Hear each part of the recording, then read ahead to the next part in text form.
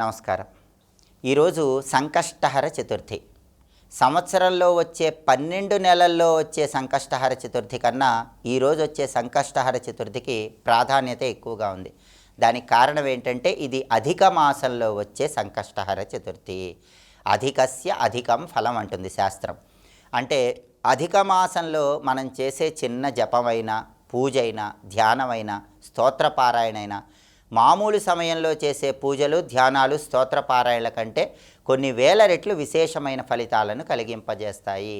కాబట్టి ఈరోజు అధిక మాసంలో వచ్చే సంకష్టహర చతుర్థి సందర్భంగా ఈరోజు గణపతిని అర్చన చేయటం ద్వారా, గణపతికి సంబంధించినటువంటి క్షిప్ర సంకట గణపతి పూజ చేయటం ద్వారా, గణపతి ఆలయ దర్శనం చేయటం ద్వారా మామూలు సమయంలో గణపతి అనుగ్రహం కంటే కొన్ని వేల రెట్లు విశేషంగా గణపతి అనుగ్రహానికి సులభంగా పాత్రలు కావచ్చు. అందులోనూ ఈ సంకష్టహర చతుర్థి గురువారంతో కలిసి వచ్చింది.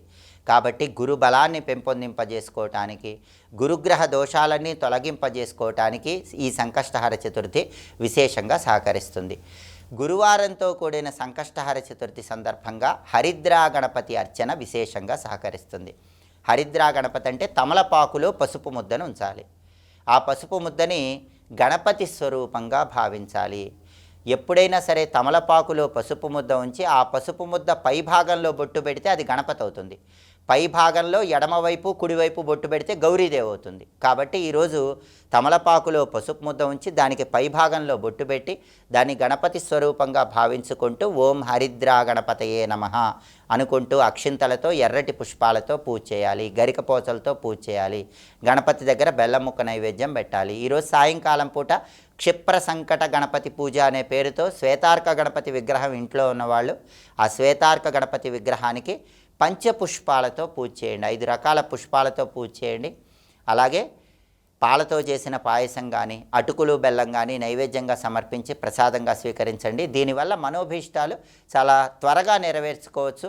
అధిక మాసంలో వచ్చే సంకష్టహర చతుర్థి సందర్భంగా గణపతి ఆలయంలో ఈరోజు అభిషేకం చేయించుకున్నట్లయితే చాలా విశేషమైన శుభ ఫలితాలు కలుగుతాయి. అందుకే ఈరోజు గణపతి ఆలయంలో గణపతికి గరికపోచలు కలిపిన జలాలతో అభిషేకం చేయించుకోండి. ధన కనక వస్తువాహన ప్రాప్తిని పొందటానికి ఈ అభిషేకం చాలా అద్భుతంగా సహకరిస్తుంది. అలాగే గణపతి ఆలయంలో వికట దీపాలు వెలిగించే వాళ్ళు కూడా ఈరోజు గణపతి ఆలయంలో వికట దీపాలు వెలిగిస్తే ఫలితం అనేది చాలా ఎక్కువగా ఉంటుంది.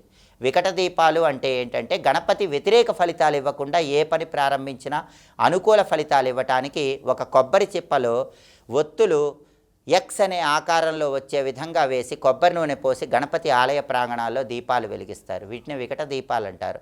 అవి అధిక మాసంలో వచ్చే సంకష్టహర చతుర్థి సందర్భంగా వెలిగించుకుంటే ఫలితం తొందరగా వస్తుంది. ఏ పని ప్రారంభించినా విఘ్నాలు అనేవి లేకుండా కార్యసిద్ధిని సులభంగా పొందవచ్చు. అలాగే సంకటనాశక గణేష స్తోత్రాన్ని కూడా గణపతి ఆలయంలో కానీ, గృహంలో కానీ సాయంకాలం పూట ప్రదోష కాలంలో పఠిస్తే ఉత్తమోత్తమమైనటువంటి ఫలితాలు కలుగుతాయి. ప్రధానంగా జాతకంలో గురుబలం బాగుంటే అన్ని దోషాలు తొలగింపజేసుకోవచ్చు. అద్భుతంగా గురుబలాన్ని పెంపొందింపజేసుకోవటానికి జాతక పరంగా కానీ, రాశి పరంగా కానీ గురువు సంపూర్ణంగా యోగించడానికి గురువారంతో కూడిన సంకష్టహర చతుర్థి అధిక మాసంలో వచ్చిన సందర్భంగా ఏ శ్లోకం చదువుకోవాలో ఇప్పుడు మనం చూద్దాం. హరిద్రాభం చతుర్బాహుం హరిద్రావదనం ప్రభుం పాశాంకుశధరం దేవం మోదకం దంతమేవచ భక్తాభయ ప్రదాతారం వందే విఘ్న వినాశకం. ఇది శ్లోకం. ఈ శ్లోకం చదువుకోండి. గణపతి సంపూర్ణమైన అనుగ్రహానికి సులభంగా పాత్రలు కండి. కాబట్టి అధిక మాసంలో వచ్చే సంకష్టహర చతుర్థి సందర్భంగా ఏ గణపతి శ్లోకాన్ని పఠించడం ద్వారా గణపతి సంపూర్ణమైన అనుగ్రహాన్ని చాలా సులభంగా పొందవచ్చో ఇంకొకసారి చూద్దాము మరి. హరిద్రాభం చతుర్బాహుం హరిద్రావదనం ప్రభుం పాశాంకుశధరం దేవం మోదకం దంతమేవచ భక్తాభయ ప్రదాతారం వందే విఘ్న వినాశకం. శ్లోకం చదువుకోండి. గణపతి సంపూర్ణమైన అనుగ్రహానికి ప్రతి ఒక్కరూ సులభంగా పాత్రలు కండి. స్వస్తి.